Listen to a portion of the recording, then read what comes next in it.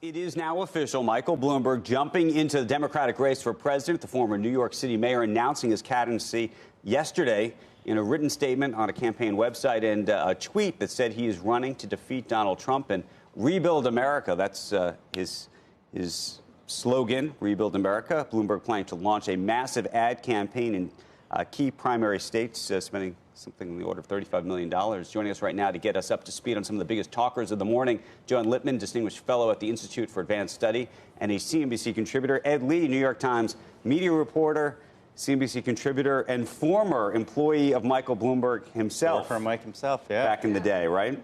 He used to call me up on the phone about stories. Yeah. When you were at Bloomberg. When I was working at Bloomberg News, he would occasionally call and tell you what. Well, you know, some of those things are a bit of a trade secret, but yes. He's an incredibly charming boss. Interestingly, by the way, and I want to get right to the election, though, one of the things that Bloomberg, the company, announced yesterday is that they will not be covering.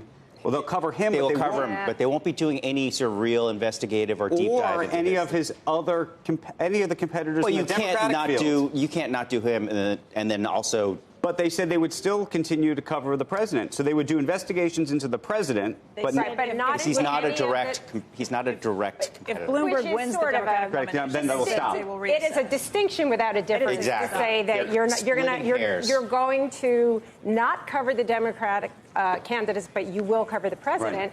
They're all rivals, right? So I did not. And a big part of Bloomberg's sort of appeal, or his way he set up his appeal, is that I'm an actual businessman who's worth 10 times as much as. Okay, so what do we think his real chances are? Because I imagine there are lots of viewers of ours who either know him personally, have obviously worked with the company, admire him, and yet there's a whole view, and there's others who don't admire him, but then there's a view that crowd, if you will, and maybe it's the crowd that even watches our show, is out of touch with the rest of America. It's a niche group.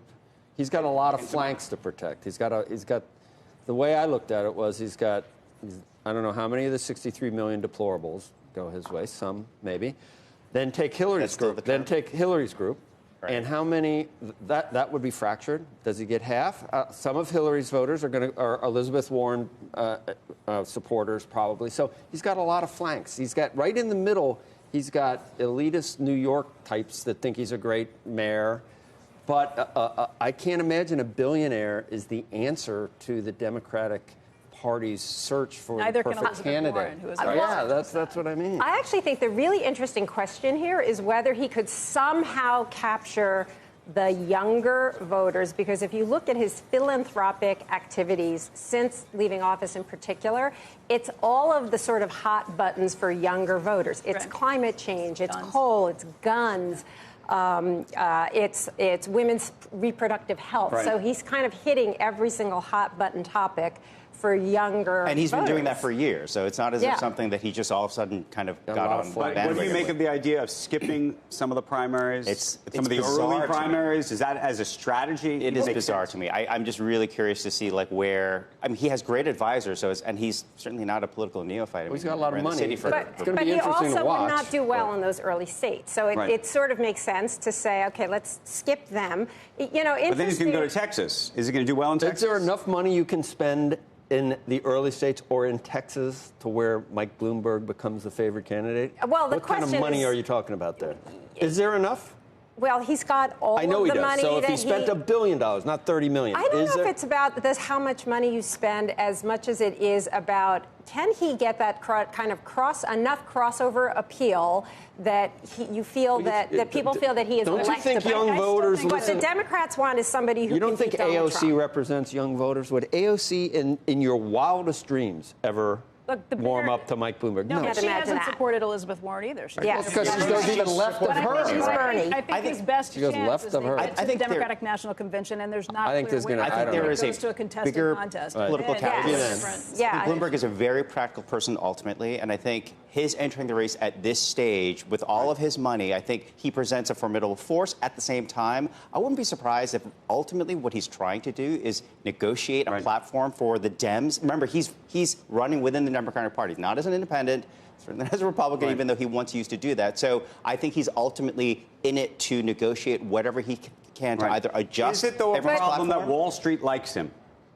Of all the Democrats out there, generally Wall Street likes him. And Well, he's a we're in an billionaire. anti-elitist moment right now, so yes, that is a problem. But on the other hand, what he's doing here, it's an interesting strategy, right? He's essentially a third-party candidate, Right. Except he's doing it within And the you wonder if Democratic it Party. forces the Democrats to come more towards the center. Yeah, I think that's From the where way he's they've been trying to running. shift Right. and then ultimately negotiate, because he'll still have that money even if he loses the Democratic primary. How do you which remove the main likely- plank of the Democratic Party that they're going to take money out of influencing our government, and how billionaires are going to finally pay their But fair interestingly, share? That's what he Warren- He is an went on interesting that kind of on the billionaire. ad I know, yesterday, I know, Wealth, but- which He I thought did. was surprising. Yes, with a Elizabeth, picture I of think Trump it's- Tower as he Right. spoke about It's that. going to end badly for him, and I do like him. I see him on the golf course. But you think it's going to end badly? I in think the it's going to sense- end badly for him. meaning that he's not going to get No. the. But I don't. I think he's prepared for that. I think even Maybe if he playing for something loses else. that, he That's will interesting. use that Maybe. to his advantage in terms Right. of Weird to- influencing the It's Democratic weird. Party. I guess you could But spend you know all that what? money just to influence the plank, but I think he wants to be Do you think he president. can inspire people? Because one of the things that's so interesting to me is very competent, very accomplished. Even in the ad they showed yesterday, he's not talking. Well, And I okay, thought that was so. actually very interesting. But you know something that I found really what made me think about this was, as those of us in the media have all sort of intersected with him, and we've seen this sort of change. He's very, for lack of a better word, adaptable, right? Before he ran for mayor, he was sort of a tough-talking, Yep. really kind of sexist language kind of guy, towel snapping. When he became mayor, he suddenly was able, in his public Cleaned speeches, up a to little have a bit. sense of humor, to be but whether the history self-deprecating. comes back is going to be an issue too, because the cow snapping issue that you talked about and some of the other Huge things around. issue. Especially if you want to appeal to younger voters, right? Because that's And your where- black voters. Okay, so he had stop and frisk, which he's already apologized for stop and frisk, but he has not come out and apologized for his Comments about comments about Joanne women. Lipman.